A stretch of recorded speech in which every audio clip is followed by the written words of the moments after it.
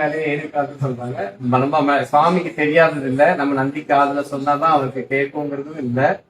நம்மளுடைய மனசுல நினைச்சாலே அவருக்கு தெரியும். மாணிக்க வாசகர் வந்து வேண்டத்தக்கது அறிவோயினி கேட்க பொழுதும் தருவோயினின்னு சொல்றாரு. நீங்க மனசுல நினைச்சீங்கன்னாலே அவர் கேட்கும், அவருக்கு தெரியும். நீங்க கேட்கலைனாலுமே அவர் உங்களுக்கு என்னென்ன அவங்கவுங்க ப்ராசப்படி என்னென்ன நடக்கணுமோ அதெல்லாமே நடக்கும். கம்பல்சரியா எலுமிச்சம்பழத்துல விளக்கேற்றுறது அதெல்லாம் செஞ்சிடாதீங்க.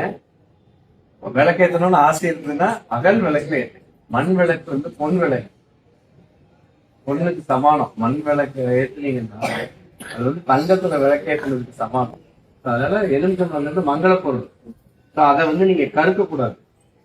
அது எரியும் போது கருப்பாயிருக்கு இல்லையா? சோ அது வந்து இந்த செய்வனை வெள்ளி சூழியத்துக்கு தான் வந்து எலுமிச்சம்பழத்தை கருக்குவாங்க. ஸோ அதனால அந்த மாதிரிலாம் எலுமிச்சம்பழத்துல விளக்கு போடுறது இதெல்லாம் வந்து யாரோ ஜோசியர் எப்பவோ கிளப்பி விட்டது வந்து இன்னும் ஸ்டாப் ஆகாம இப்ப டெவலப் ஆகி இப்ப தேங்காய் விளக்கு, மாங்காய் விளக்கு, பாகக்காய் விளக்கு நிறைய அப்படின்னா ஆயிடுச்சு. தயவுசெய்து யூடியூப்ல இன்ஸ்டாகிராம்ல இருக்கிறது எல்லாம் ஃபாலோ பண்ணாதீங்க. எது உண்மை, எது எத்தனை முன்னாடி பண்ணினவங்க அப்படி பண்ணியிருக்காங்களான்னு யோசிச்சு பாருங்க. உங்க பாட்டி, உங்க அம்மா அவங்க எல்லாம் இப்படி செஞ்சிருக்காங்களா? அவங்க செய்யலைன்னா அது தப்பு. அவ்வளவுதான். நீங்க யாரையும் கேட்கவே வேண்டாம். நீங்க இன்ஸ்டாகிராம்ல ஒருத்தர் சொல்றாரு அப்படின்னா இது வந்து நம்ம என் பாட்டி செஞ்சிருக்காங்களா, என்னோட தாத்தா செஞ்சிருக்காங்களா நீங்க யோசிச்சு பாருங்க. சோ அதுல உங்களுக்கு ஆன்சர் வந்துடும். அதையும் மீறி தெரியலன்னா கோயில்ல இருக்க ஐயா கேளுங்க, அவரே சொல்லிடுவாரு இதெல்லாம் பண்ணக்கூடாது. அவங்க அதெல்லாம் பார்த்துட்டு ஏன் சொல்லாம இருக்காங்க அப்படின்னா எத்தனை பேருக்கு சொல்லுவாங்க? அவங்க எல்லாரும் வர்றவங்க எல்லாம் ஒண்ணு பண்றாங்க. பூசணிக்காயில விளக்கேற்றுறாங்க, தேங்காயில விளக்கேற்றுறாங்க. உடம்புக்கு ஏதாவது பிரச்சனை வந்தா மாவுளை கேட்பணும். நீங்க மாரியம்மன் கோயில் எல்லாம் மாவிளக்கு அந்த காலத்துல எல்லாம் சர்வசாதாரணமாவே மாவிளக்கு ஏற்றுவாங்க. உடம்புக்கு வந்தா மாவிளக்கு ஏற்றுனீங்கன்னா அந்த உடம்புக்கு வர பிரச்சனை வந்து போயிடும்.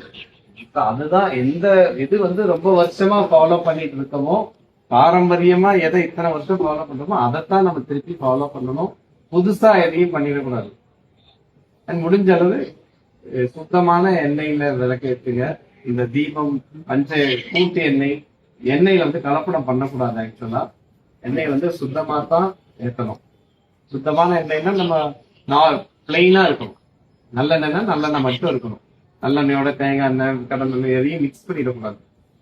தேங்காய் எண்ணெயில விளக்கேற்றது இல்லை, கடல் எண்ணெய் அதெல்லாம் யூஸே பண்ணக்கூடாது. ஒன்லி நல்லெண்ணெய் தான் பெஸ்ட். இல்லைன்னா நெய் வந்து கடையில விற்கிற நெய், வெளியில கோயில் வெளியில விற்கிற நெய்யெல்லாம் நெய்யே கிடையாது. அதெல்லாமே டால்டா. உங்களுக்கு பார்த்தாலே தெரிஞ்சிடும், கலர் கலரா இருக்கும். நீங்க எல்லாம் முடிஞ்சா நீங்க வீட்லயே எடுத்து ஏத்துனா உத்தமம். இல்ல பெஸ்ட் என்ன